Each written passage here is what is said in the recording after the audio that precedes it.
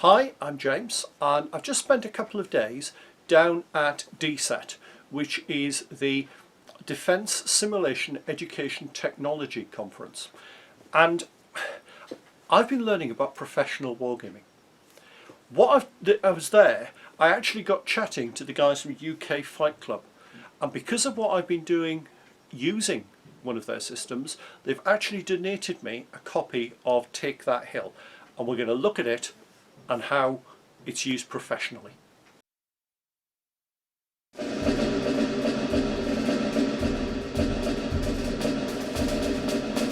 And today's a bit of an unusual video. When I've been doing videos to do with wargaming, they've been about hobby gaming.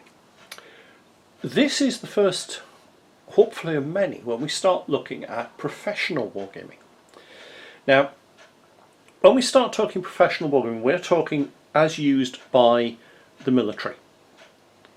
Now, obviously a lot of wargaming started with the military for fairly obvious reasons, but it's become very much a hobby activity in the public eye.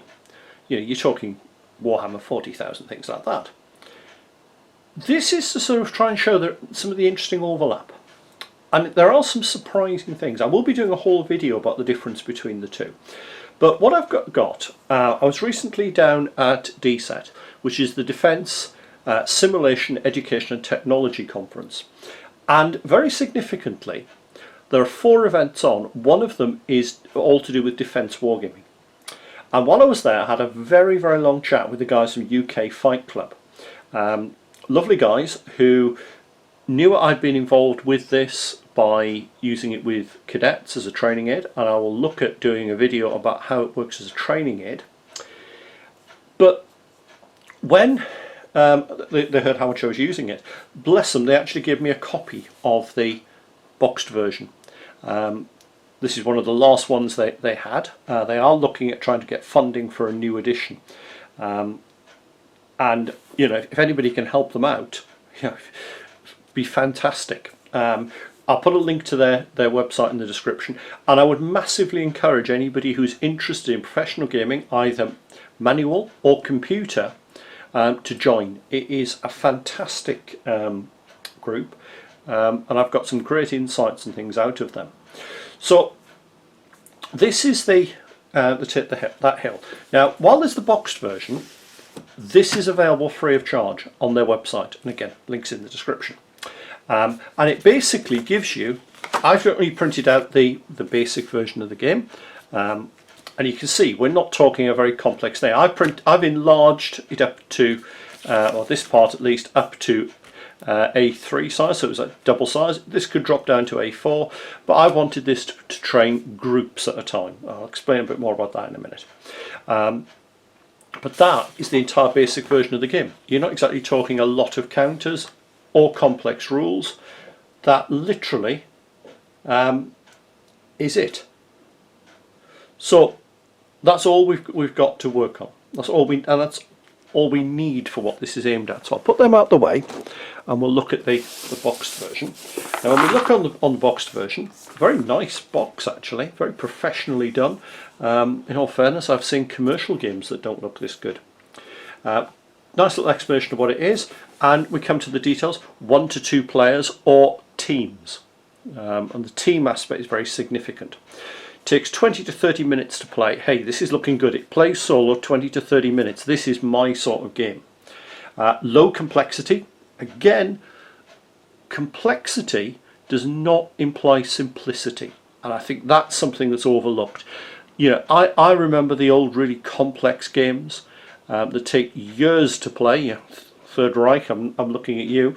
But what it does do, it gets people thinking, and that's what this is about. So we've got the components, the game board, we've got a manual, 36 counters. That's a bit more than we had on that one, and we'll see why we've got more than the 6 that are with that one. And 2 dice. You would have to add 2 dice. Hey, let's be honest, mobile phone app if nothing else. So let's have a look what we've got inside this very nice box. It's very small as well, which is always good.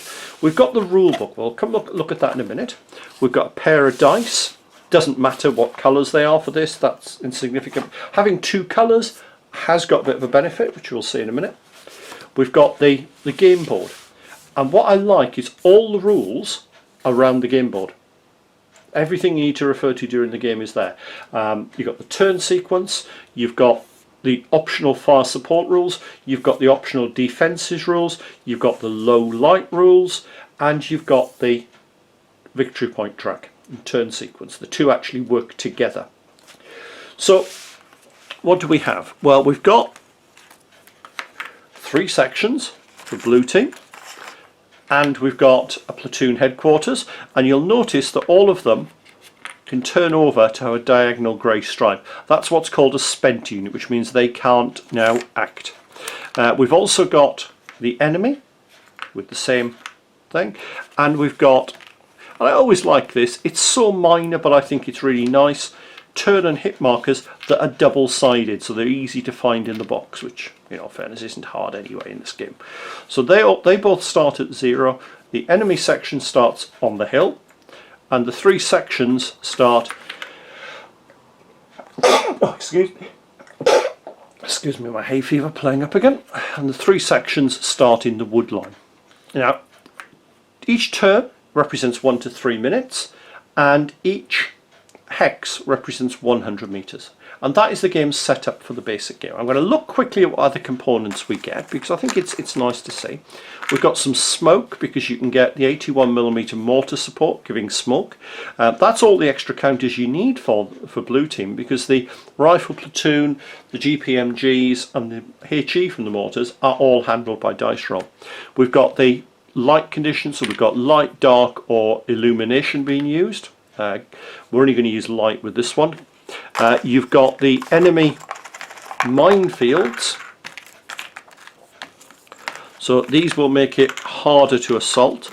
Now if you're playing this solo, these are picked at random and put into the areas here. If it's actually being played with an intelligent opponent, they pick them and then decide where they're going to put them, so you get the option for where they're going to go if you've got an intelligent defender. We've definitely not got an intelligent defender today because I'm playing it solo. There's another mine counter there, so there's plenty of options with the mines and another smoke marker. We've then got the enemy defense positions, depth positions, so we've got 2 with an enemy section and 2 that are blank, and they go into the neighbouring positions there, so you may have to actually deal with an in-depth position. We've then got the barbed wire tokens, because the enemy may have set up wire around their position, and there's 3 random ones of these. These are impassable. You can attack, you can move through minefield, you can't move through these, and again they're picked at random and put down. And then still for in the advanced rules, we've got the hit tokens, because these will make it harder to rally. So all of those are extras. They're not in the base game, so I'm not going to use them today.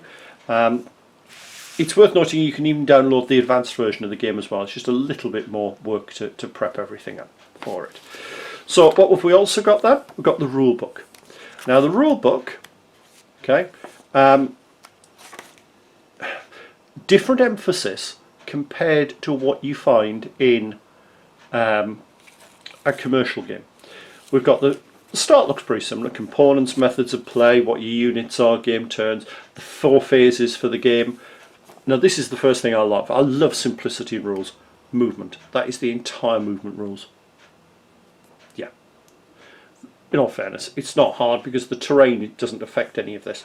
But it shows you it simply. Combat. That's the rules for combat, including line of sight. We've then got the rally rules and the enemy action rules, and believe it or not, that one little paragraph includes the enemy AI as well. And then the end of turn sequence. So we've then got how to set up the victory conditions. Now the victory conditions are very simple. Each turn obviously it goes up by 1, and every time you take a hit it goes up by 1. If the total of those 2 are 10 or less at the end of the game, blue wins. 11 to 15, it's a draw. 16 or more, red section win. Then you come on to the advanced rules. I'm not going to dwell on these. I might do a video on the advanced rules. If there's enough interest, I will. But they're modular. The first section is blue fire support. So you have another platoon operating in support. Slightly frustratingly, it's 3 6-sided dice and you only have 2 in the game, but yeah, that is not a massive problem. A GPMG section in support. 81mm mortar in support, firing HE or firing smoke. You've then got the rules for low light and the blue defences, the minefields, the wire and the depth positions. And the enemy can also have a 120mm mortar in support as well. Again, with different AI for the targeting rules. Nicely thought out. There's also a section then on advanced morale. Yeah, so that's fairly straightforward. Generally with that, when you look at it, it's very, that was the initial rallying rules. This is the whole extended version, and it basically is quite simple. It makes it harder to rally, but you've also got the enemy having to rally, so it balances. And this is then the key. We've got the instructor's corner, and I'm going to do a bit of a teaser with that, because if you look at that, 4 pages of instructor's notes, actual rules were less than 5 pages. So that is very significant. That is how this is intended to work. It is not about winning or losing the game, it's learning, and how you facilitate that learning is in there. And I've been using this with the Army Cadets, and I have seen the benefit of something like this. It was almost a road to Damascus moment when I suddenly looked at it and went, wow, this is how to professionally game. Okay, so I will talk more about that in a sequel video, but let's actually have a look at how the game plays. Okay, so the turn sequence, movement. So fresh elements move 1 hex and become spent if I want to move them. So I'm going to move up, and I'm going to make some deliberate mistakes in this tactically. I'm going to move 1 and 3 section forward.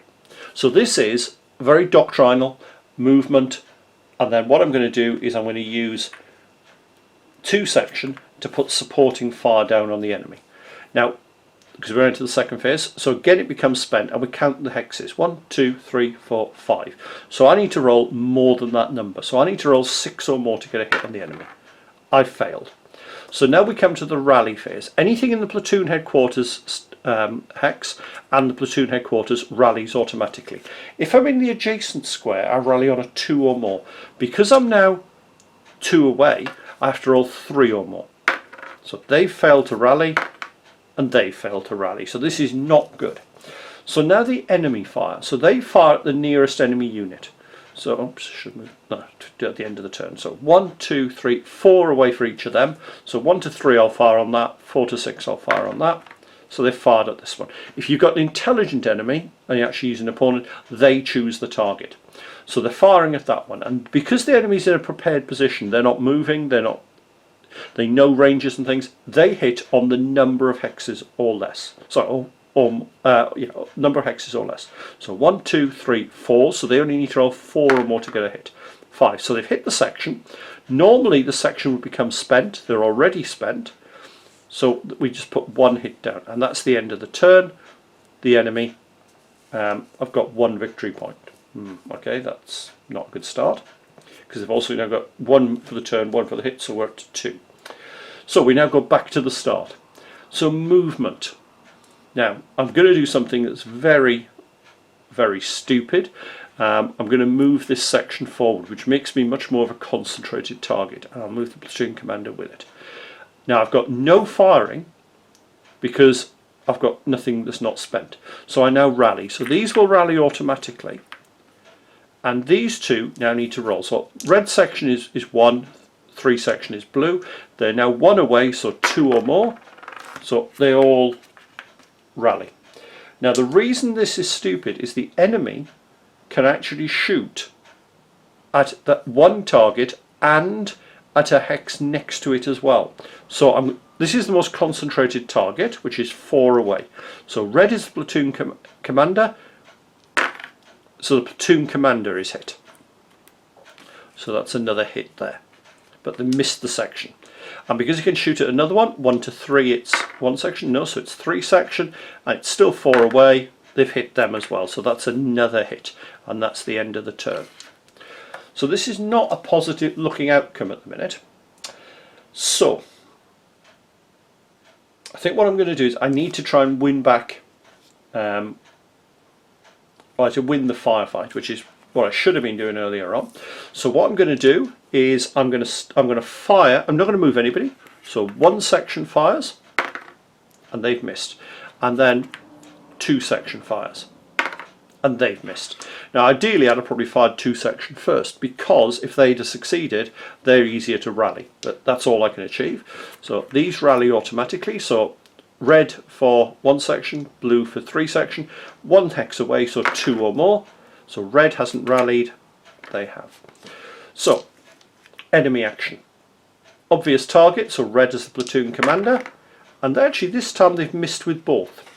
Now logically, it's 3 section is the better target because they're not spent. Missed them as well. So that was very lucky from the blue team. So, time to consider what to do. I think what I'm going to do is movement. I'm going to push 3 section forward, so I'm a less concentrated target, and I'm going to open fire with 2 section. So they need 5 or a 6 to hit, and they've actually suppressed the enemy. That's good, because that actually works out nicely from the teaching perspective. And now we come to rally. So 2 section, rally automatically. 1 section, have rallied, and now because they're 2 away, 3 or more, they've rallied. This is good. So the enemy action now, all they can do is rally because they're spent, and that's that turn completed. So we're back to blue section. I'm going to push 1 section forward, and I'm then going to open fire. I'm going to start with 3 section. In fact, no, I'll do the correct thing gaming wise. I'll fire with 2 section first. They've missed, so I'll fire with 3 section as well. And they've missed. Remember, I need to exceed the number. So we're now on the enemy action. Oh, sorry, rallying, sorry. So they've rallied automatically. So I'll just roll these red dice for 1 section, and both of them rally. Now the enemy's got a choice of targets. They're both equally distant, so 1 to 3, 4 to 6. So it's 3 section, and they are now suppressed. So we're up to 9. We're getting very close to getting a draw at best here. So that would have been useful to have them handy. Decisions. What we're going to do, I think, is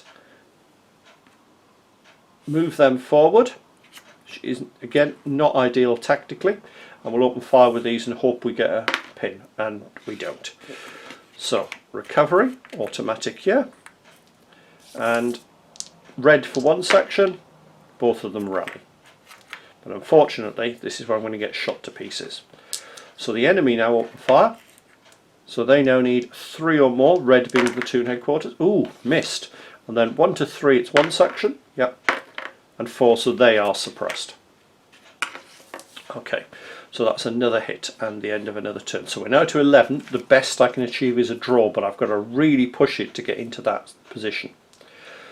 So we'll move 3 section forward and open fire with 2 section, and they've missed.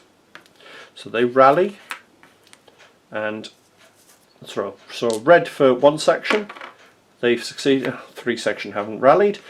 So the enemy should have rallied. I forgot to turn them over. They shoot at the nearest target, and they've missed. Okay, that makes a change. So that's just the end of that turn. Right, so we're now back to blue, and movement. Let's push 1 section forward and open fire with 2 section, and they've missed. Okay. So rallying, they've rallied automatically. Red, blue, so they've rallied, they haven't. So the enemy logically will fire at that one and have succeeded, so they've hit them, and that's the end of that turn. So this is not looking good from a blue perspective. I did say I didn't expect it to go well. So very difficult what to do with this one. There's no movement, so we're just going to put the fire down. Let's try. Turn that over last time. Let's try and pin them down. Enemies. They still haven't hit the enemy, so recovery. That's automatic. So red again there. So they've rallied. They haven't. Red fire, and again we've got a logical target who are now hit again. And end of the turn, and that puts it up to 16, which is a red victory. So it's a very interesting game. It's very hard, and the rules say this, it's very hard to win going in from 500 meters without fire support. That initial phase of crossing ground, you've got very little chance of hitting. Once you've closed, and you can start hitting unless you've got two section, you start pinning the enemy, you get the freedom of movement. As basic a game as this is, it teaches straight away. And I'm comparing this to when I've been leading section attacks at cadets, and I can see the learning points coming in from this. Now, interestingly, as an experiment, I will give a little jump ahead to a future video, what the rules suggest is actually starting at 300 meters, which is the correct range to start a section attack, platoon attack from. Because now I can start throwing one forward, but I'll have a decent chance of hitting with these. I've got a 50-50 chance. So 75% of the time I will pin the enemy down there, which then would let me move forward again, hopefully still pin the enemy. And then on the third turn you put your assault in. That starting engagement distance is massively significant. Okay, so I think this is a phenomenally detailed game. That sounds really mad, doesn't it, with just this number of counters? It's well thought out. Professor Sabin put a lot of thought into this, and it really shows. The guys at Fight Club have developed it fantastically. Hopefully, if you're not much of a military tactician at this level, you've actually learned something from that. If you have, then I would say the game has succeeded. If you know stuff already, did you pick up anything new? Particularly that difference of starting at 500 or 300. What if I start at 4? Does that change things? What if? What if? And Fight Club have expanded on this. People have created new maps for it, which change things. There's additions all on the website. They're lovely guys. I had a fantastic time chatting to them over the last 2 days, and I've learnt a lot from just this simple little game. And more importantly for me, my cadets have learnt. So we're going to come back and we're going to look at the learning process in a future video. Hopefully you've enjoyed the video. If you have, please click on the like button below so that I know what people like and I know what to make more of. Alternatively, if you've enjoyed it and think you'd like to see more, please click on the subscribe button. That way you get notified by YouTube whenever I bring out a new video. And you never know, there might be something in there that you hadn't considered, because I do cover a variety of things on the channel. And finally, if you have a little bit of cash going, I now have a Patreon account. I'm always looking for patrons, because at the end of the day, let's be perfectly honest, it's a good way for me to get a little bit of money that will use to buy review items or to travel to museums and so on. I don't put a huge amount on that. At the minute, all we've got is one tier charging £1 a month, which just, as I say, helps cover my costs. See you soon.